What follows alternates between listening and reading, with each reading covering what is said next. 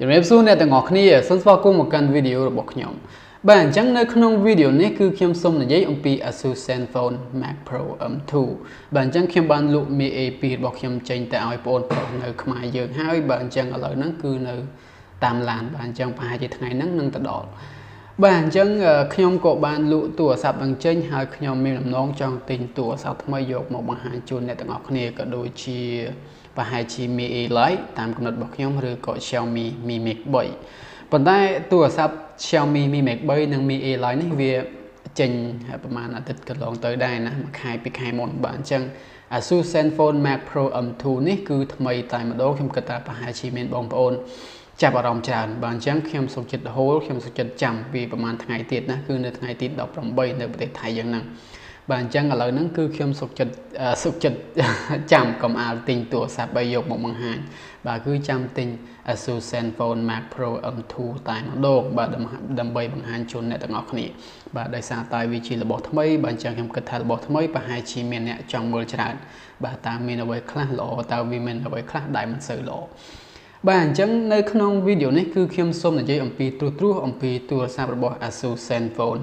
Max Pro M2 ឬក៏ Max M2 មួយនេះណាបាទអញ្ចឹងក្នុងនោះយើងមាន2ស៊េរីដែល Asus គាត់បានបញ្ចេញបាទក្នុងនោះយើងឃើញថាមានស៊េរីទាបប្រកបបំផុតហ្នឹងគឺមាន Asus Zenfone M2 ណា Zenfone M2 ហ្នឹងគឺមិនមែនជាស៊េរី Max Pro M2 ទេបាទ Max Pro M2 វាស៊េរី high end ប្រកបបន្តិចបាទស៊េរីខ្ពស់បន្តិចធៀបបានជាមួយនឹង Mi A2 ព្រោះអីវារត់នៅក្នុងកម្លាំងម៉ាស៊ីន Snapdragon 660ដូចគ្នាចំណែកឯ Asus Zenfone M2 មួយនេះបាទ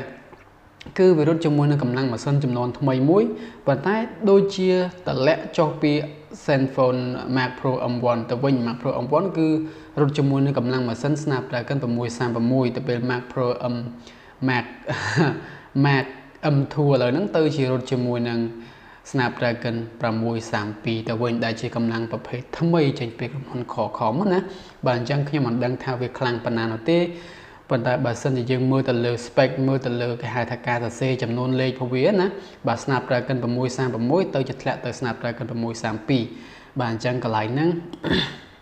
ខ្ញុំគិតថាវាប្រហែលជាមិនសូវល្អបាទអញ្ចឹងបើសិនជាបងប្អូនរត់ទិញអីបាទទូរស័ព្ទទាំងពីរហ្នឹងមាន2ស៊េរីចង់ប្រាប់បងប្អូនថាអញ្ចឹងណាហើយក្នុងស៊េរីវាមួយហ្នឹងទៀតគឺមានតាម configuration RAM នៅក្នុងហ្នឹងទៀតណាមាន RAM 3G 4G ឬក៏ 6G អញ្ចឹងទៅបាទអញ្ចឹងអាចចំពោះ Zenfone Max Pro M2 នេះបាទវារត់ជាមួយនឹង Snapdragon 636សំទោស660ណាដែលមាន RAM ចាប់ពី 4G ឬក៏ 6G តាម capacity memory របស់វាបាទអញ្ចឹងបើសិនជាបងប្អូនរកទិញទូរស័ព្ទមួយហ្នឹងកុំទិញ Asus Zenfone M2 ពួកអី Zenfone M2 ហ្នឹងវារត់ជាមួយកម្លាំងម៉ាស៊ីនទាបដូចខ្ញុំនិយាយមិញអញ្ចឹង Snapdragon 632ហើយវាបានត្រឹមតែ HD Plus display ទៅទៀតណាវាអត់បាន Full HD Plus ដូច Zenfone Max Pro M2 ទេបាទអញ្ចឹងចង់ប្រាប់បងប្អូនថាអញ្ចឹងណាបើសិនជាបងប្អូនរកទិញទូរស័ព្ទពីរហ្នឹងសូមកុំទិញ Zenfone M2 ឲ្យសោះព្រោះអី Zenfone M2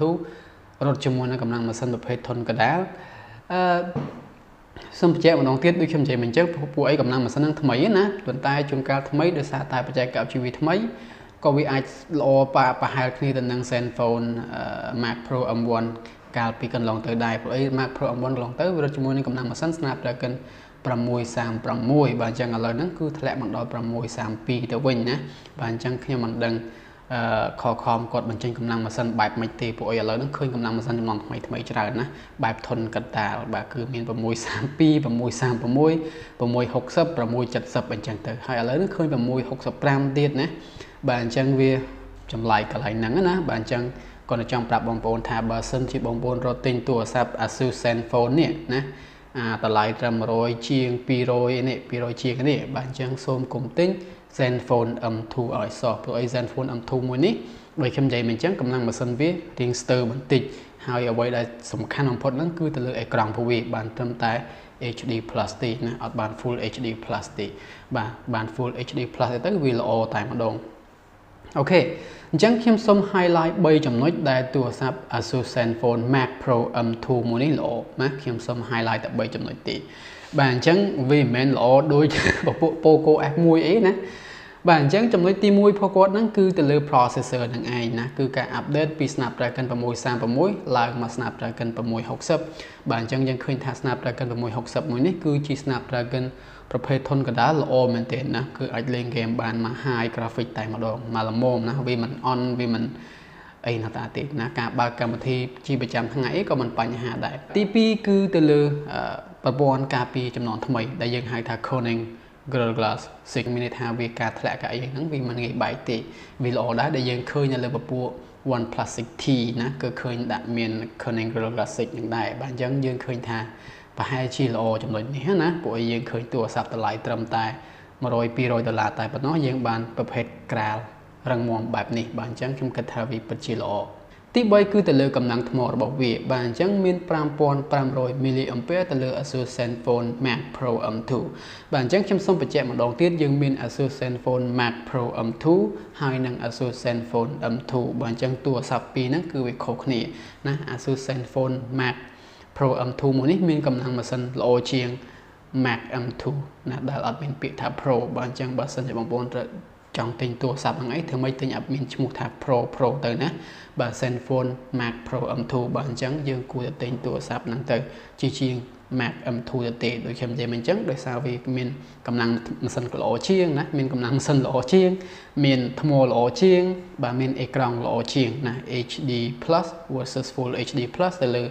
Zenfone Max Pro M2 បាទអញ្ចឹងចំណុច3ហ្នឹងគឺជាចំណុច highlight ធំរបស់ក្រុមហ៊ុន Asus នៅក្នុងឆ្នាំ2018នេះដែលចេញពី Asus Zenfone Max Pro M1 ការដែលគាត់បញ្ចេញកន្លងទៅណាបាទអញ្ចឹងយើងឃើញថាទូរស័ព្ទមួយហ្នឹងគឺទទួលបានការទាក់ទាញខ្លាំងមែនទែនអូខេអញ្ចឹងនេះគឺជាអ្វីដែលខ្ញុំចង់និយាយនៅក្នុងថ្ងៃនេះបាទអញ្ចឹងសង្ឃឹមថាអ្នកទាំងអស់គ្នាចូលចិត្តហើយការ order Asus Zenfone Max Pro M2 និង Asus M2 មួយនេះគឺនឹងកើតឡើងនៅថ្ងៃទី18ខែ12យើងនឹងហើយនៅប្រទេសថៃអញ្ចឹងនៅប្រទេសខ្មែរយើងខ្ញុំមិនដឹងថាដល់ពេលណាទេតម្លៃប្រវេទដូចខ្ញុំដាក់នៅក្នុង Facebook page របស់ខ្ញុំអញ្ចឹងគឺត្រឹមតែ$6,999តែប៉ុណ្ណោះជាលុយដុល្លារទៅវាអាចទៅជា200ជាងណា210 220បាតហ្នឹងបាទអញ្ចឹងបើសិនជាបងប្អូនមានអំណងចង់អូខេធ្វើការ order ទូរស័ព្ទហ្នឹងបាទអញ្ចឹងអាចជួយទាក់ទងខ្ញុំបានប៉ុន្តែបងប្អូនត្រូវតែផ្ញើលុយមកខ្ញុំអាចជួយធ្វើការ order ឲ្យបានណាព្រោះអីដូចខ្ញុំនិយាយអញ្ចឹងខ្ញុំធ្លាប់បាននិយាយដែរការទិញ offline និងការទិញ online ទិញ online ធូរថ្លៃជាងទិញ offline ណាយើងទិញខាងក្រៅណាដើរចូលទៅក្នុងហាងមកគឺអាហ្នឹងគេហៅថាទិញ offline ហ្នឹងគឺយើងដើរទៅរុកឲ្យលុយគេតែម្ដងណាហើយបើសិនជា online វិញយើងធ្វើការ order តាមរយៈ website មកអញ្ចឹងតម្លៃវាធូរថ្លៃជាងខាងក្រៅបាទអញ្ចឹងបើសិនជាបងប្អូនមានបំណងចង់ទិញ Asus Zenfone Max Pro M2 មួយនេះបើសិនជាប្រទេសខ្មែរយើងអត់ទាន់មានណាបាទអញ្ចឹងបងប្អូនអាចធ្វើការតាក់ទងមកខ្ញុំបានខ្ញុំអាចជួយ order ជូនណាអូខេអញ្ចឹងនេះគឺជាអ្វីដែលខ្ញុំចង់និយាយនៅក្នុងវីដេអូនេះអញ្ចឹងខ្ញុំមិនទាន់ទិញទូរស័ព្ទអ្វីទេគឺខ្ញុំគ្រាន់តែចង់រងចាំ